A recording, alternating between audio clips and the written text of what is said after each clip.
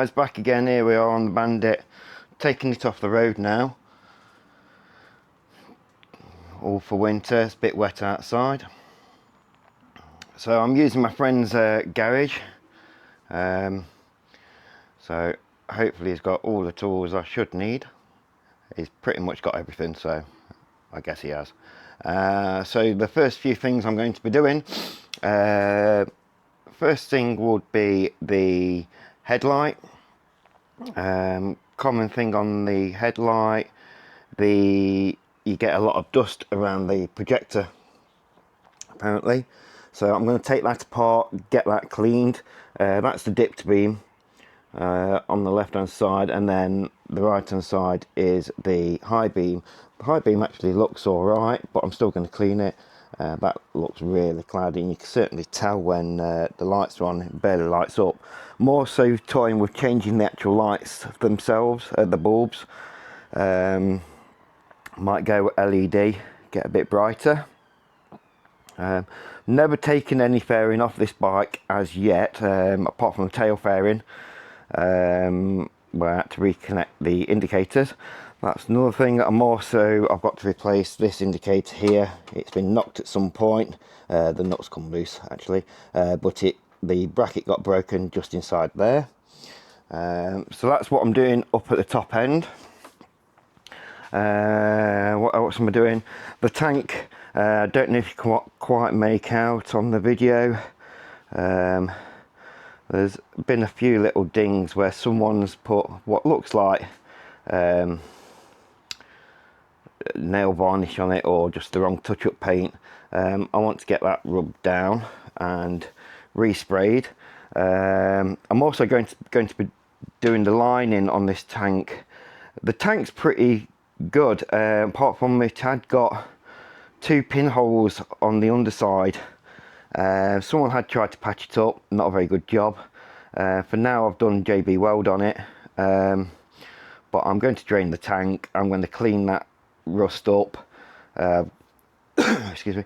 I'm going to be buying a proper tank lining kit, so it'll completely clean it out, get rid of the factory liner,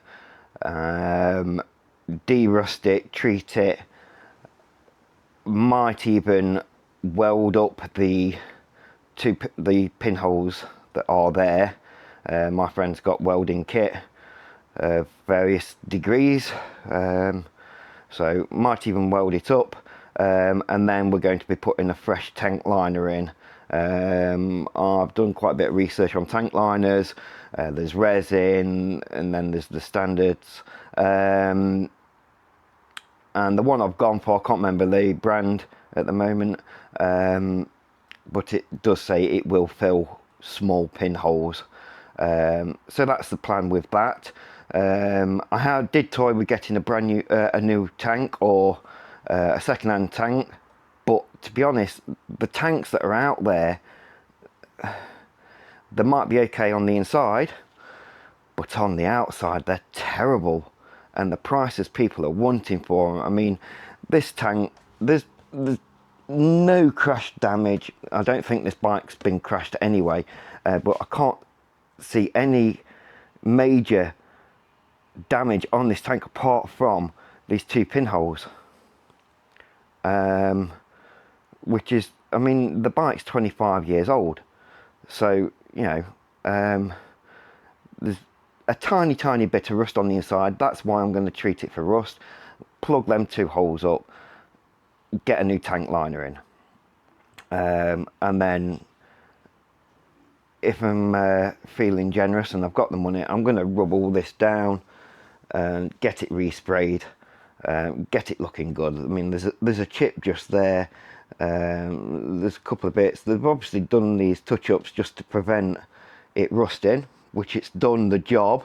I mean, that one, you can just about see a bit of metal there, but I mean, unless you know they're there, you don't really see them. You know, certainly stood back from a distance. So I'm going to do the tank liner, and then see what my options are on touching up this paint and getting it looking as it should. What else? I've already replaced the end can. I've now got a Delvatec on it. I'm going to do the headers. The headers are not very clever. Someone's tried welding where the collars are on them, tried welding them to keep them on. It's not very good. It is blown a bit on one of them. Yeah, you can see black coming out down the exhaust, down the headers. So I am going to replace them, and it'll just look a bit nicer. And that's it. So today, like I say, I'm here at my friend's. Going to start getting this fairing off, get the headlight off, split that and clean it out. I will try and get as much video as I can. Unfortunately I haven't got a tripod at the moment. That's the next thing to order later on this week. So yeah, I'm going to start taking it off. I'll take some pictures or a couple of video clips as I go along, and see how we go. Anyone got any tips or tricks, obviously feel free. Quick shout out to one of my subscribers. He was my first subscriber. Thank you very much. That's Stokesy. Stokesy, if I remember right, you've got a 650 Bandit sat waiting for you. You're doing I believe you're doing your mod 2 later on this month. And there was also someone else that's recently posted, can't remember your name. He's doing his direct access in January. Wrap up warm. Good luck to both on you, and keep it shiny side up, and let's get on with doing this headlight. Right, so the side fairing's off. Worked it out gradually. Just got to be careful here when you pull the side fairing off. There's a plastic piece that pushes into there. Just be careful you don't snap that. What else? Yeah, same there again there. I have already undone the bolts to the actual headlamp. I'm literally just about to remove that. Oh, I've got a washer there to take off before I do. What else? Don't think any of this fairing's ever been removed. All the bolts, nuts and screws were pretty firm, just from being sat there. I think I can't see any evidence that it's been dropped on the fairing at all. I did make a little boo-boo. So the black shrouding that goes around here, I'll just grab that. Right, so this black shrouding that goes here, just be careful when you take that off. I have actually broken 2 lugs, one there and one there. Not too worried because the other 2 lugs are still there, but yeah, just be a little bit careful if you're doing this. I've watched other videos on people taking these apart. I should have watched one last night before I started doing this, but I didn't. I've just come in, just taking my time really. So yeah, so just about to remove this, and we'll see what happens. Right, so that's the headlight off. I'll show you the headlight in a moment. So that's that one there, if you can see it. That one's your parking light, if you wish, side light, which is your centre, points down here. That connector there is for your dip beam. That connector there is for your high beam. That's indicators. That's the left hand indicator. This is the right hand indicator. I do know it is aftermarket indicators that's on this. Like I said, I do need to replace this side anyway. But whoever replaced it at the time, for some reason they cut the original off. Don't know why they do that. Yeah, but I am replacing that indicator anyway, because like I say, the bracket on it's actually broken. Doesn't look too bad under here. Just a little bit of rust. I might try and clean them bits up. There's a bit on the forks there, but the forks lower down are alright. Other than that, looks alright. Just doesn't look like it's had much done to it, really. I'm going to try and clean some of this up while I've got the headlight off. What else? Oh yes, the cowling that goes under here, I ended up having to take that off. It's 2 screws, one there, one there, in order to get the headlight out. Or you can take all this top piece off. So I just took that bit off. Easy enough. Put that out of the way, it can't get scratched up then. Yeah, so the brackets that hold the fairing on these bits here, I'm toying with taking them off, and just a bit of rust. They're all right. I know they're not on show, but there's a bit of rust there. I think I might do a bit of preventative maintenance. Take them off, clean them up. Might give them a spray in black just to protect them. What else? This horn. It's nice and loud. It certainly lets people know you're there. But I don't like how it sticks out. I think I might get an original. I might see if I can get an original and replace that. I might. Yeah, I might do. Right, so that's all off. So here's the headlight. The headlight, no broken lugs on it. This headlight's definitely never seen the ground. Definitely. That's the side light down at the bottom that I was telling you about. And that's the 5-watt side light. So looking from the rear, on the right hand side, you've got the high beam, which is 12-volt 60-watt. And on the left hand side, you've got the dip beam, which is 12-volt 51-watt. So this is HB4 on the left and HB3 on the right. And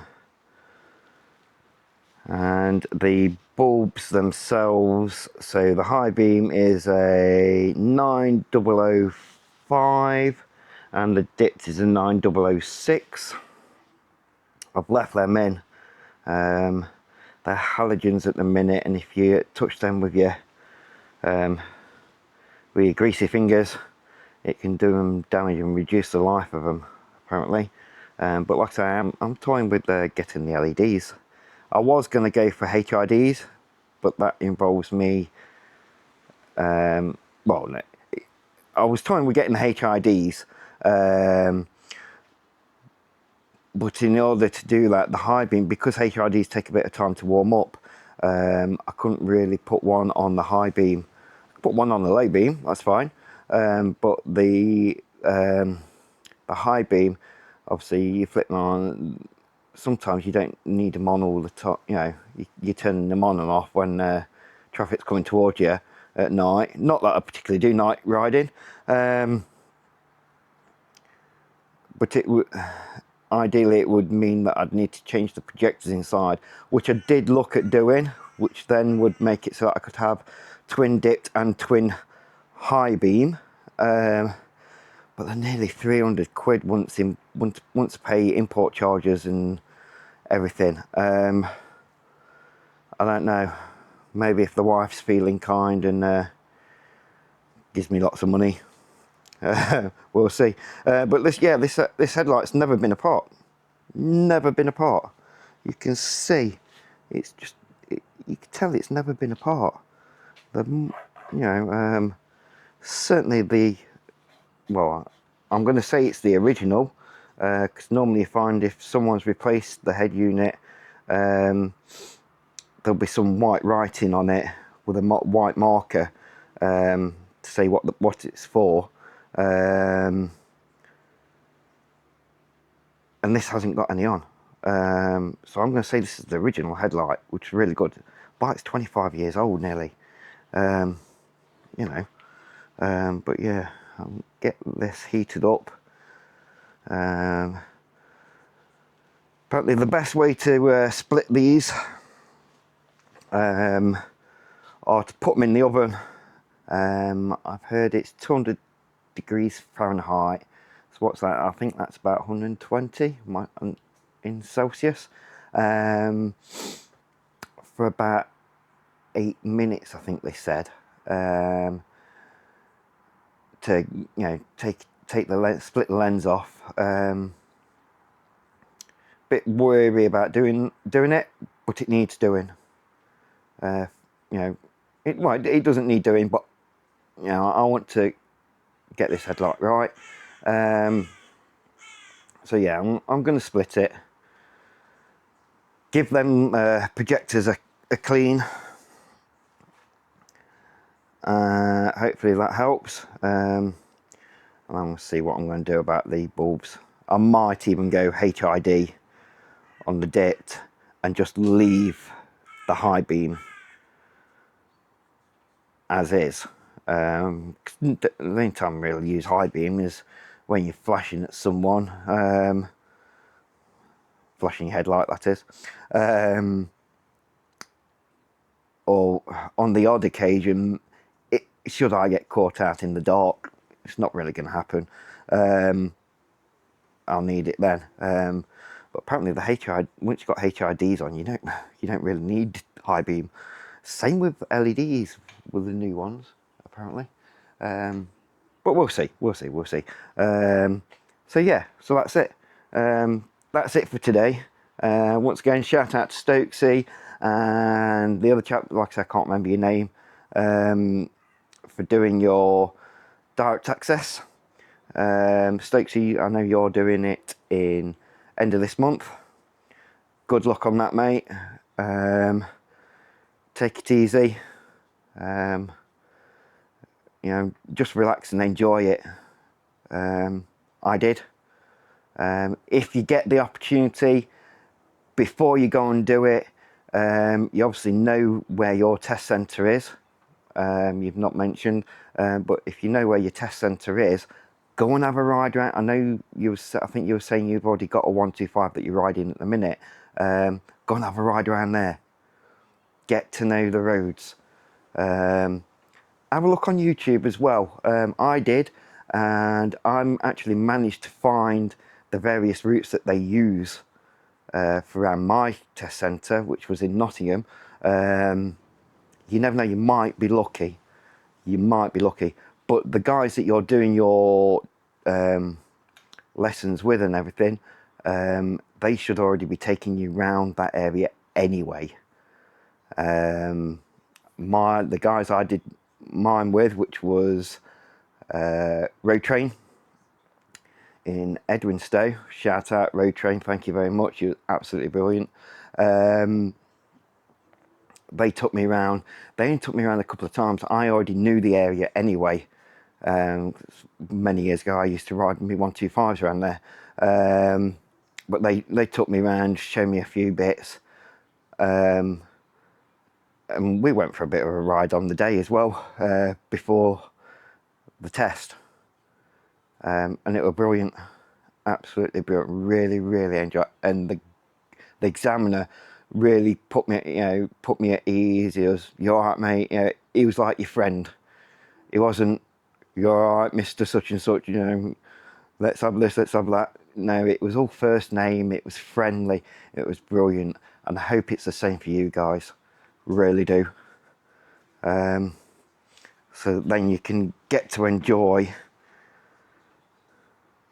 your test. You know, treasure it. You know, if you've waited so long to do this, just enjoy it. So yeah, so there we go, headlights off, and get that sorted. And I'll see you next time round. Just a quick note, I know it's right at the end, I do know on my first vlog that I posted, I looked back over it just after I had a look at the comments. Not that any of you guys have mentioned it, but I did notice right at the end of that video it sort of went into like slow motion. It sounded really, the audio sounded weird and the video was in slow motion. I think I've worked out what that is. I don't think I left my computer long enough to process it because I'm shooting such high resolution. I'm shooting in 4K. Let me know if that particularly bothered you. It bothered me. There wasn't really anything to miss. It was just me waffling on as usual. But yeah, so hopefully this video is better. So managed to get the headlight off, as you saw in the video. I've then proceeded to take off the lens to the headlight. To do this, I put this in the oven at 110 degrees C for approximately 13 minutes. No special prep, just made sure that it didn't touch any of the headlight didn't touch any of the sides of the oven. It was an electric oven that I used with a fan, and I left it in there for about 13 minutes. Took it out and started prising it open. Now I used a mixture of a butter knife just to start getting in between, and some plastic spreading tools to get that off. As you can see, the white sealant there, which is the original sealant, so this headlight's never been apart. And then I'm going to start to take off the silver ring which holds the projector lens on. So as you can see here, if you can just make it out, the clip on top, that's the only clip that holds that silver ring on. Take your time taking it off. You don't need to be heavy handed at all. I'll give you another picture just there, and we take that off. Now it is just coming off there. Once I've got that ring off, I then removed the actual lens itself, as you can see, and I gave that a good wipe down on both front and back sides of it. I did use just a little bit of lighter fluid and a bit of kitchen towel. We could have used glass cleaner or anything like that. There was quite a bit of muck that came off that, and there you can see me trying to get that back on. You'll hear the click. There you go, and that's a click back on. Alright, so here we are back on the Bandit. I've done the headlight, literally just finished resealing it. I had all that lens apart, took the lenses off, cleaned them out. I'm going to blow it out again with a bit of compressed air. I've not filmed the taking apart of the actual lens because I hadn't got a tripod. So all I've done is take it apart. I put it in the oven. I used an electric oven. Made sure the temperature had got up to 105 degrees centigrade.